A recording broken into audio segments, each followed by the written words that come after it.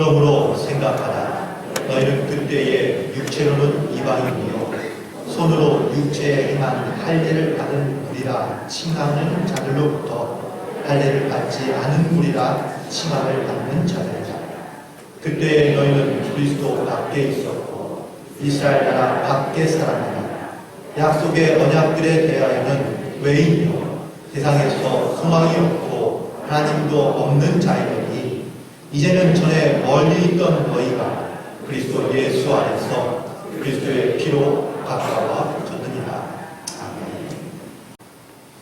오늘도 주님 안에서 승리하는 목회자 되시기를 간절히 축원합니다. 전화국 통계를 보면요, 그 지역별로 조금씩 물론 큰 차이는 없지만 조금 차이가 나는 것이 하나 있는데, 그 전화비가 조금씩 다르게 나온다고 합니다.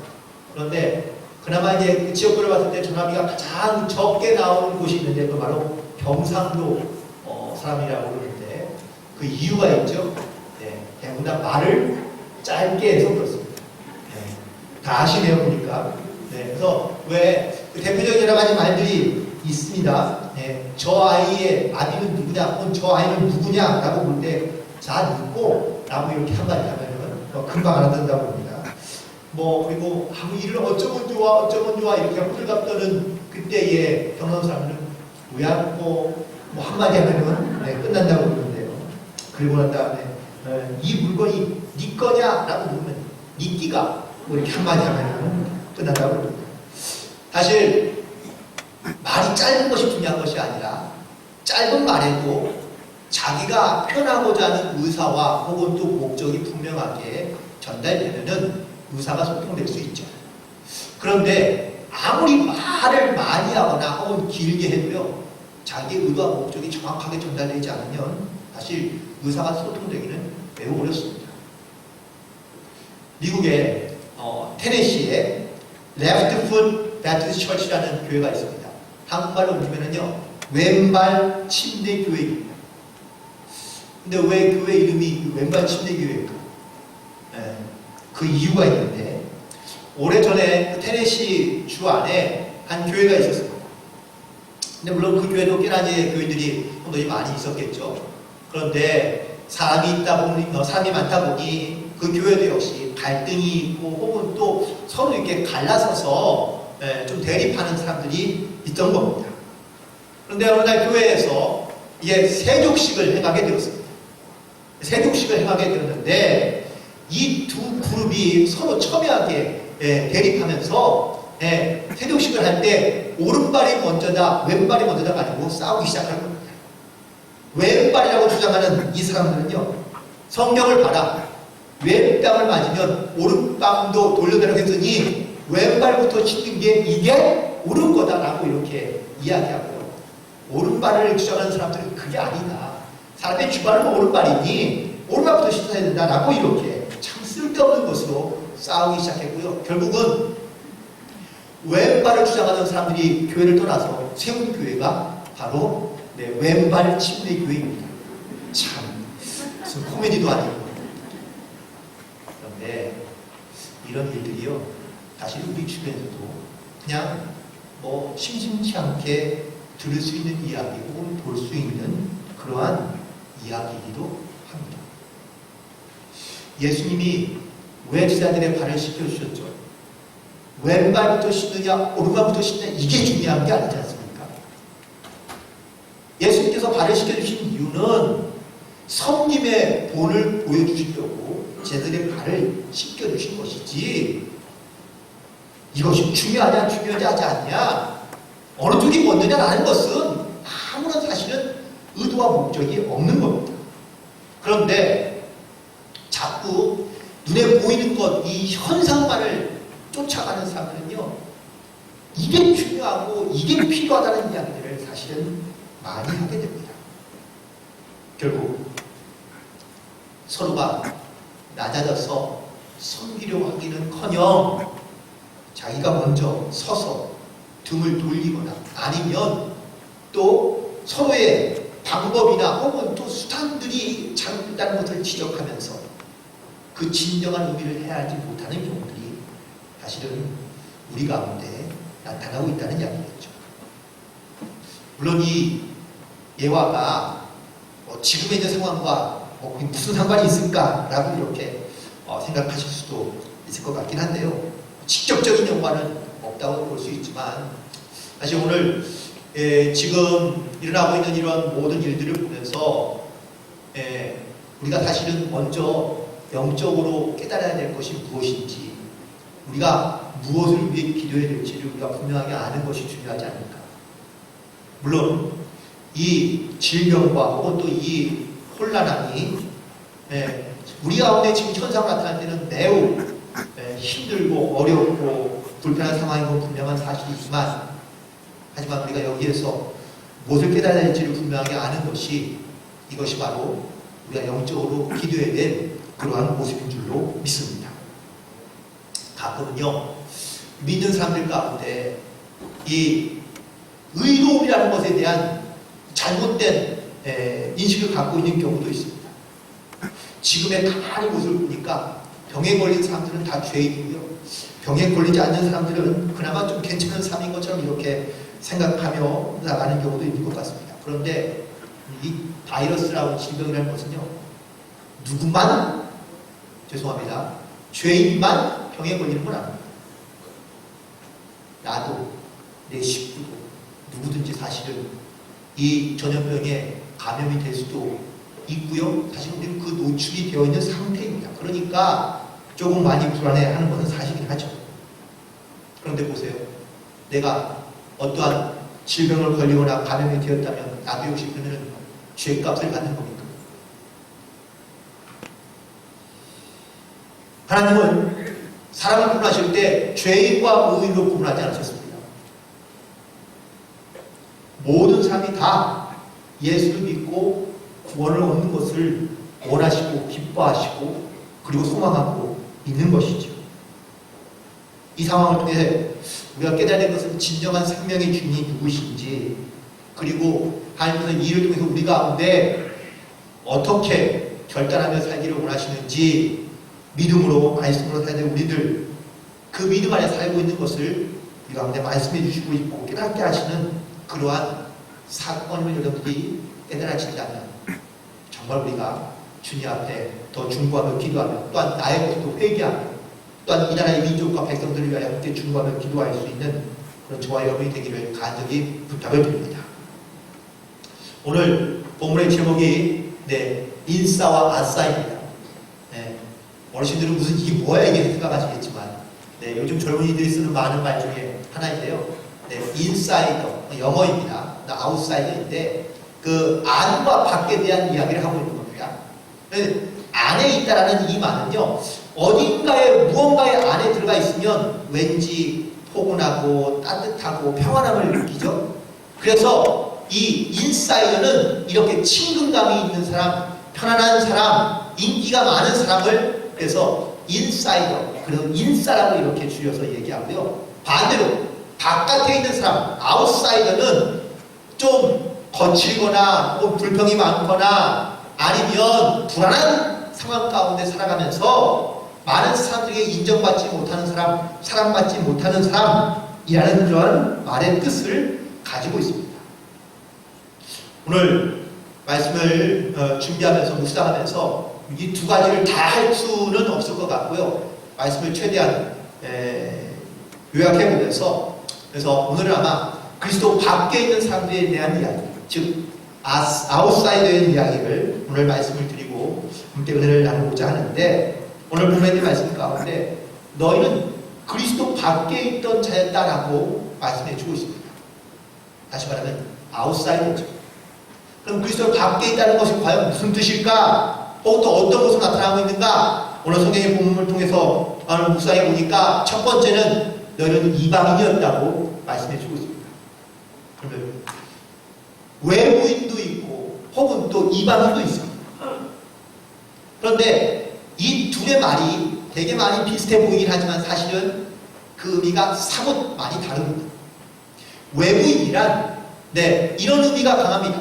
내 주변에 아는 사람은 아닌데 우리 근처에 사는 사람인 걸 알겠는데, 그런데 우리 공동체 안에는 잘 들어오지 않는 사람을 외국인이라고 손님처럼, 지나가는 손님처럼 사실은 의미를 갖고 사용한다면, 이방인은요, 언어, 문화, 지역, 나라가 다른 사람을 이방인으로 여기고 있다는 것이죠.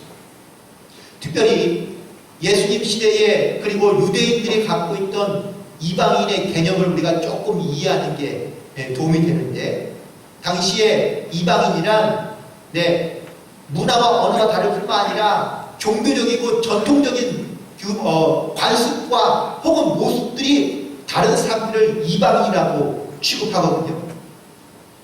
그래서 이방인들은 사람으로 여기지 아니하고, 그리고 짐승처럼 취급했던 사람들이 바로 유대인들입니다. 심지어 그 이방인은요, 자기들의 동족이었던 그런 사마리아 사람들도 포함되어 있습니다. 이처럼 성경에는 이방인들이 등장합니다. 이 이방인들은 절대로 융화되거나 하나가 될 수 없는 그러한 사람들을 지칭하여 부르는 말이 바로 사실은 이방인입니다. 이번 코로나19 이 사건으로 인해서 어쩌면 외부인처럼 잘 몰랐던 사람들이요, 이방인으로 변한 그런 한 조직과 공동체가 있습니다.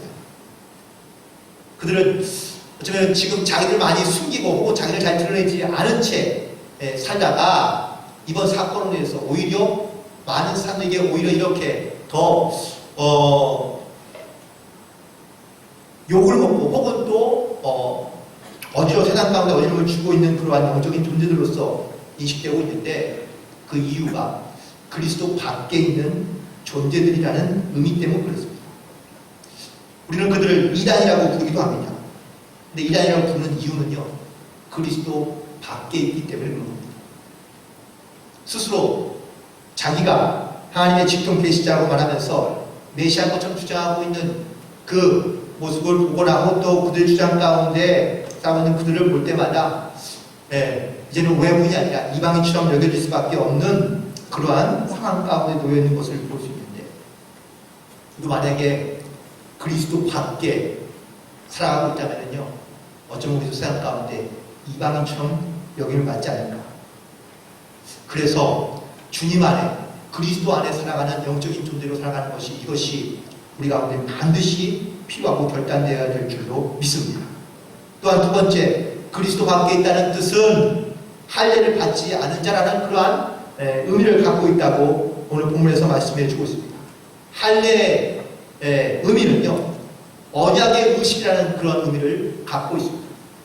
그 육체적인 어떤 이러한 표식을 통하여 구별되었다 혹은 또 택함을 받았다 라는 이러한 뜻을 가지고 있는 이 의식은 바로 하나님의 백성이 된다는 것을 의미하고 있는 겁니다.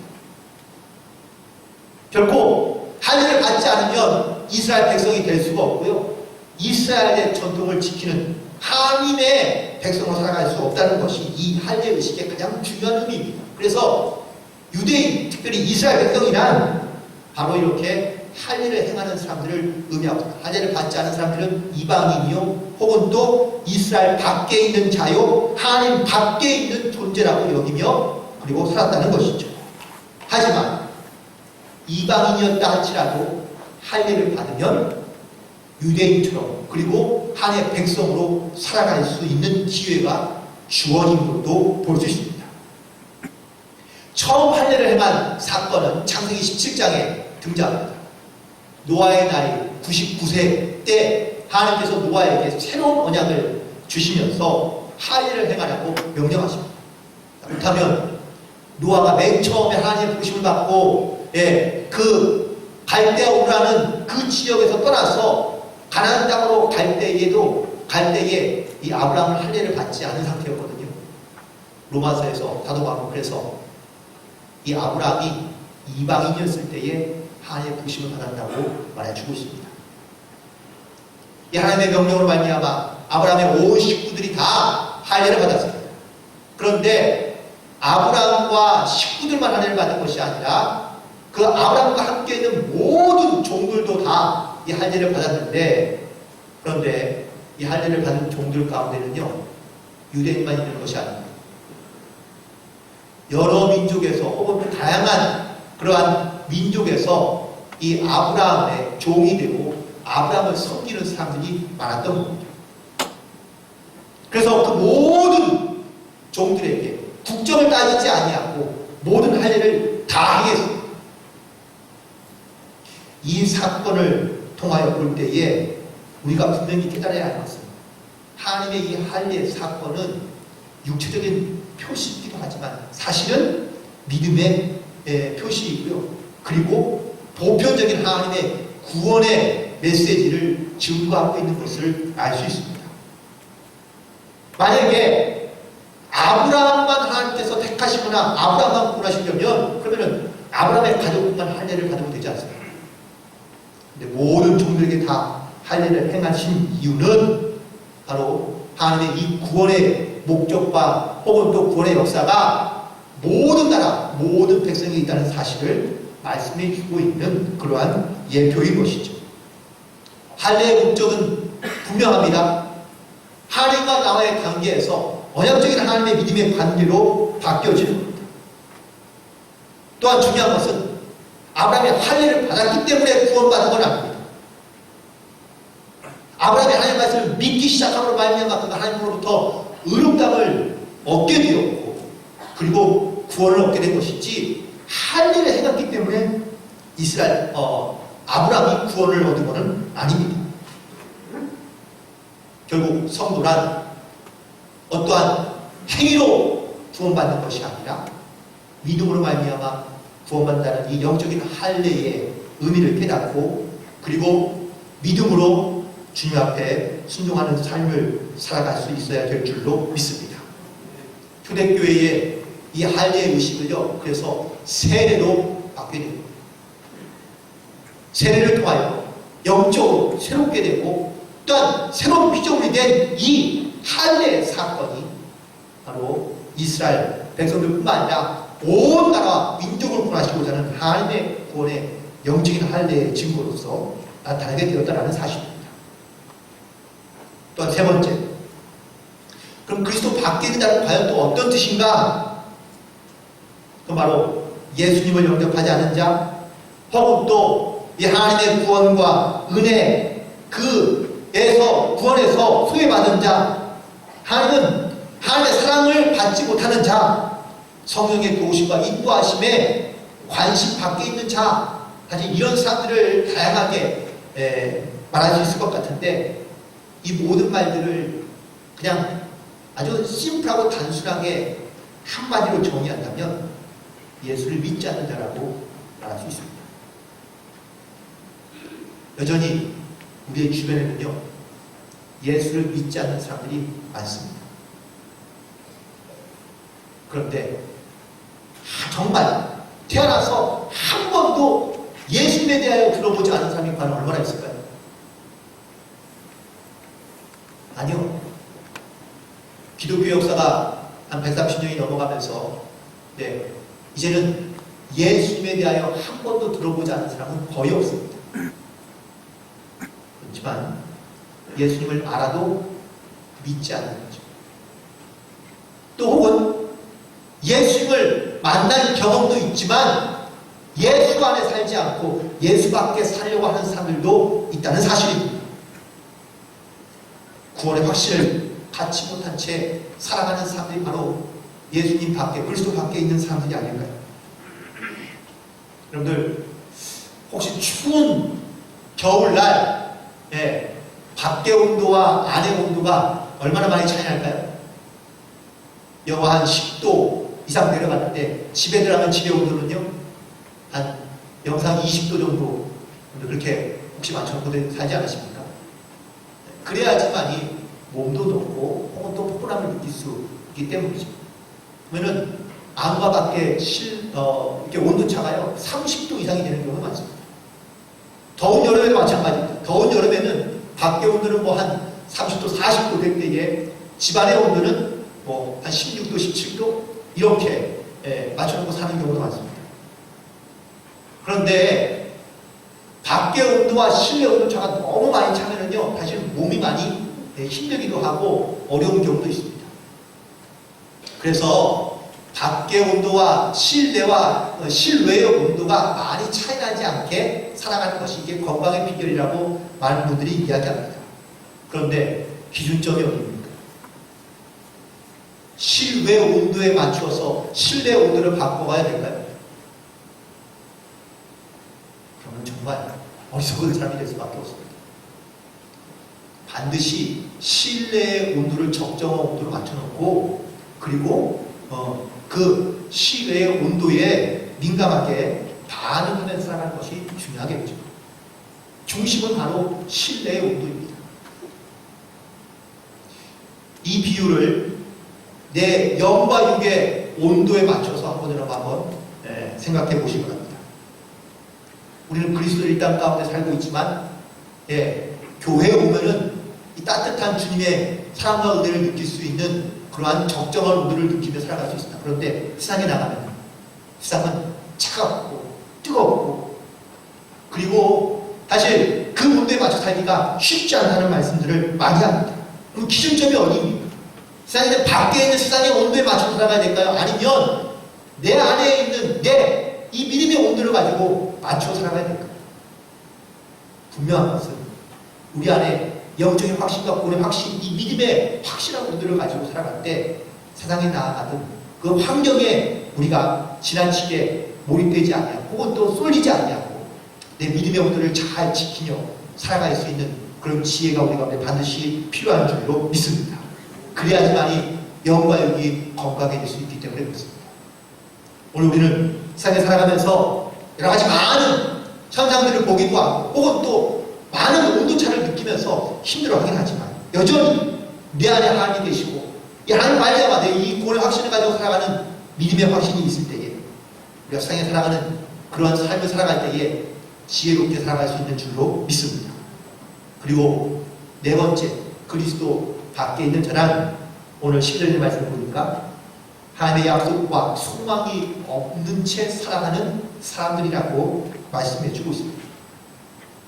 그럼 정말 천국의 소망과 이 구원의 확신을 가지고 살고 계십니까?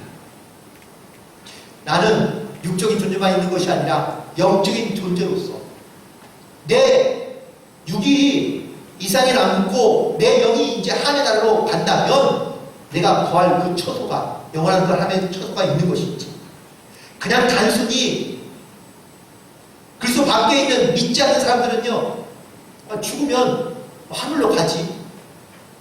근데 그 하늘이 어디에 있는지 혹은 또 무엇인지 구체적으로 명확하게 설명하지 못합니다.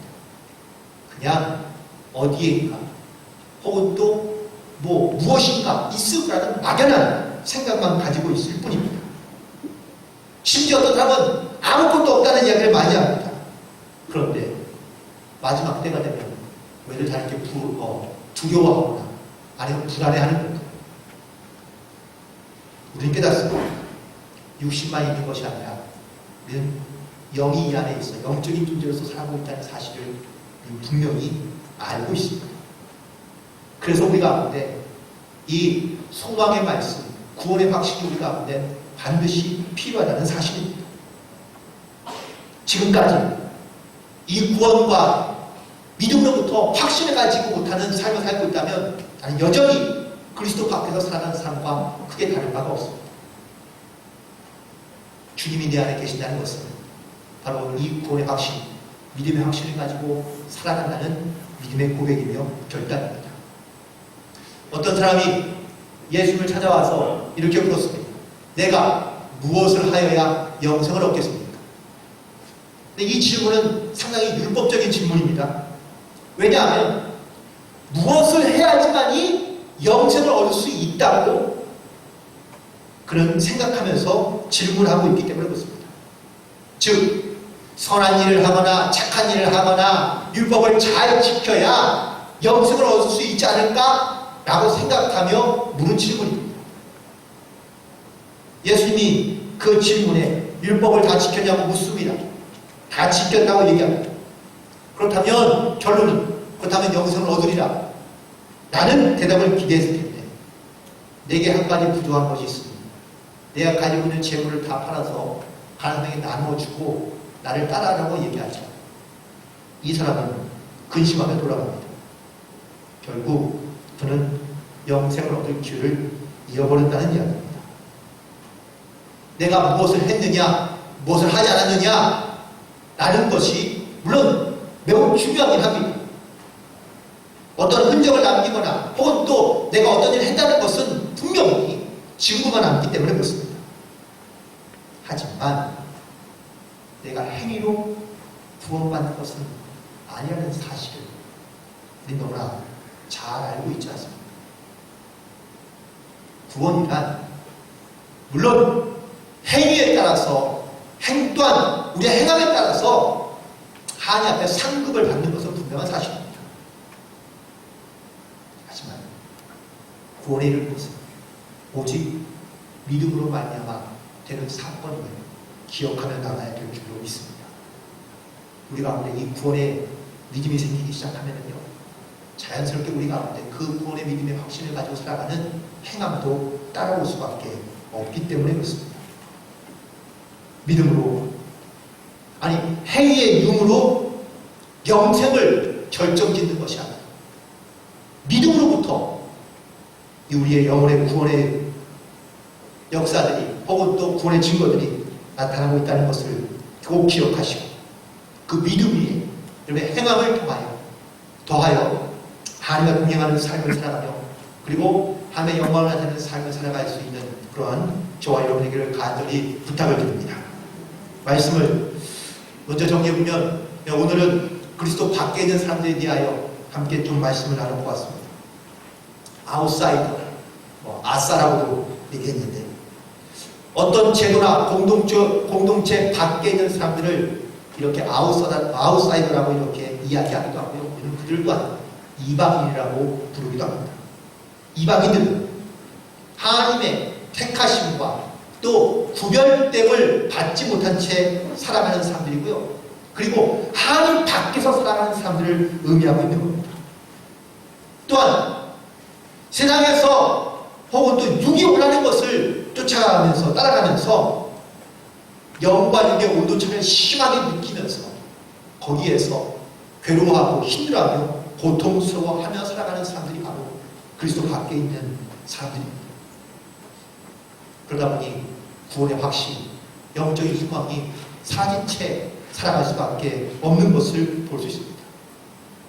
어떻습니까? 여러분들은 그리스도 밖에 있는 사람들입니까? 아니면 그리스도 안에 있는 사람들입니까? 예수님이 우리를 위해 이 땅 가운데 오셨습니다. 그리고 우리를 위해서 십자가에 달려 죽으셨습니다. 그 이유는 이 사실을 믿는 자마다 그리스도 밖에 있던 자들이 그리스도 안에서 살아갈 수 있도록 하나님 안에서 이 구원의 확신을 가지고 살아갈 수 있도록 우리를 구하시기 위하여 이 땅 가운데 오셨다는 사실입니다.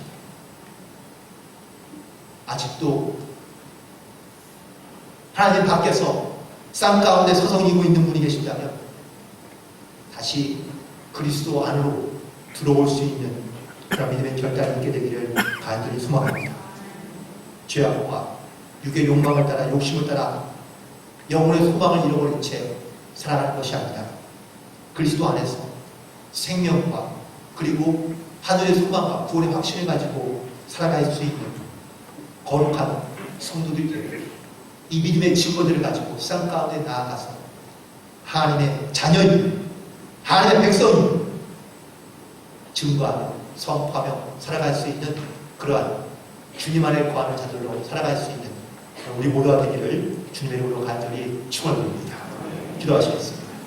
하나님, 우리 사랑하시고 또한 우리를 구원하시고자 이 땅 가운데 오셔서 믿는 자마다 하나님 자녀가 되게 하시고 또한 거룩한 백성이 되게 하심을 진심으로 감사합니다. 이방인처럼 살았으며 할례를 받지 못한 자처럼 살았고 영혼의 소망과 구원의 확신이 없이 살았던 우리들이 주님을 만나고 믿음으로 말미암아 하나님 이렇게 주님 안에 거하며 또한 주의 백성이 되게 하심을 감사하며 이 믿음의 결단 가운데 흔들리지 않는 영적인 소망과 구원의 확신을 가지고 살아갈 수 있도록 인도하여 주옵시고 하나님 특별히 여전히 우리 주변에 가까이에 하나님 밖에서 구하고 있는 많은 영혼들이 있는 것을 주님 우리가 보고 있고 알고 있사오니 반드시 그들도 주님께로 돌아오는 주님 안에 구하는 삶을 살아갈 수 있는 거룩한 백성들로 회복될 수 있도록 도우시고 역사하시며 나를 그 복음의 도구로 은혜의 도구로 사용하여 주옵소서. 행하실 주님을 찬양하며 예수님의 이름으로 기도드리옵나이다. 아멘.